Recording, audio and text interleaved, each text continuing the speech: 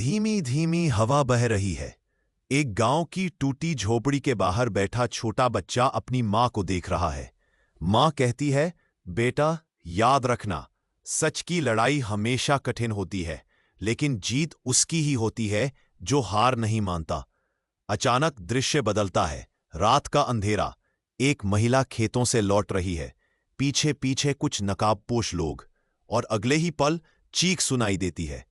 यह कहानी है आयुष की, एक ईमानदार एसडीएम की, जिसने अपनी मां की मौत का बदला लिया। लेकिन यह बदला आसान नहीं था।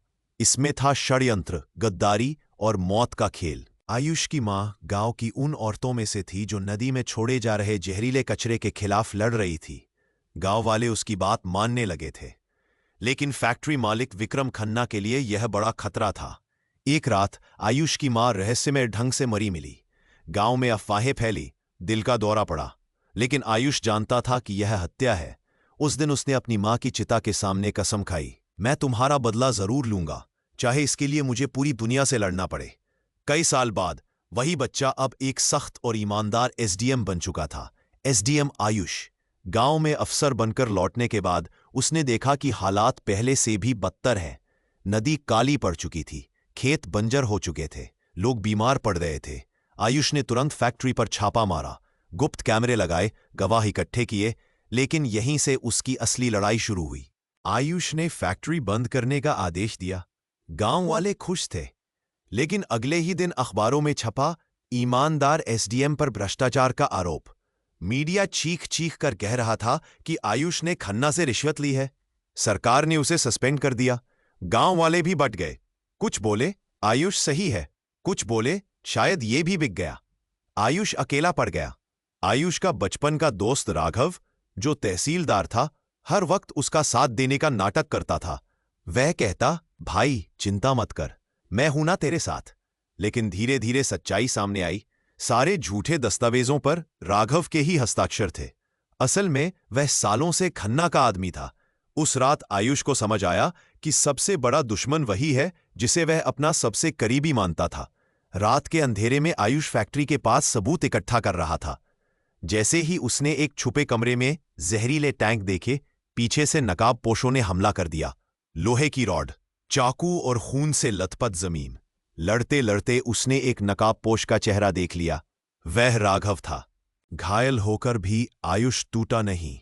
उसने सोचा, अगर खन्ना खेल सिस्टम के अंदर से खेलता है तो मुझे भी यही करना होगा। उसने दिखावा किया कि वह रिश्वत लेने को तैयार है। राघव फंस गया और पैसे लेकर खन्ना के फार्म हाउस पहुंचा। लेकिन जैसे ही बैग टेबल पर रखा, कमरे की लाइट्स ऑन हुई। वहां सीबीआई और मीडिया खड़े थे। राघव रंगे हाथों पकड़ा गया। राघव के पकड़े जाने से आयुष का नाम साफ हो गया, लेकिन खन्ना अब भी आजाद था। तभी एक पुराने पत्रकार ने आयुष को एक ऑडियो टेप दिया।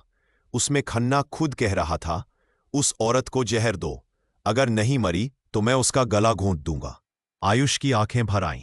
यह उसकी मां की हत्या का सबूत था। लेकिन टेप अचानक गायब हो गया और अगले दिन उस पत्रकार की लाश रेलवे ट्रैक पर मिली। खन्ना ने पलटवार किया। उसने अपने आदमी की हत्या का इल्जाम आयुष पर लगवाया। पुलिस ने उसे गिरफ्तार कर लिया। गांव वाले निराश हो गए। सबको लगा कि कहानी यही खत्म हो जाएगी। लेकिन जेल की अंधेरी कोठरी में भी आयुष ने कसम खाई, अब आखिरी लड़ाई होगी और उसका अंत मैं लिखूंगा। जेल में एक बूढ़ा कैदी मिला जो कभी खन्ना का कर्मचारी था। उसने आयुष को बताया, खन्ना की असली कमजोरी उसके लोग हैं। वे पैसे के लिए उसके साथ है, लेकिन दिल से उससे नफरत करते हैं। आयुष ने जेल से ही गुप्त गवाही इकट्ठा करना शुरू किया। गांव वाले अब खुलकर सड़कों पर उतर आए। महिलाएं नारे लगा रही थीं, हमारे एसडीएम को छोड़ो। बच्चे पोस्टर उठाए थे, आयुष निर्दोष है। ये दृश्य मीडिया में वायरल हो गए। सरकार दबाव में आ गई और केस कोर्ट तक पहुंच गया। खन्ना ने बड़े बड़े वकील खड़े किए, गवाह खरीदे हुए थे, सबूत नकली।